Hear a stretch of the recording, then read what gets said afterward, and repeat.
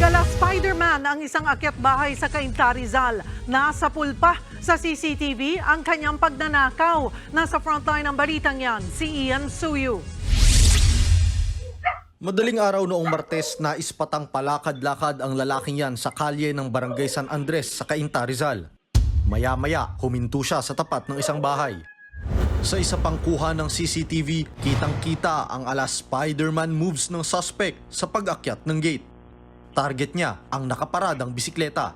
5 minuto niyang diniskartehan yan hanggang sa tuluyang mailabas ng bahay. Sinakyan pa ng suspect ang bike saka sumibat. Kwento ng isa sa mga nakatira sa bahay, umaga nang madiskubre nilang nawawala na ang bisikleta. Pag-isip po talaga namin, akala po niya gamit ang pinsan niya. Kaya noon, nalaman po namin na hindi pala gamit ang pinsan niya.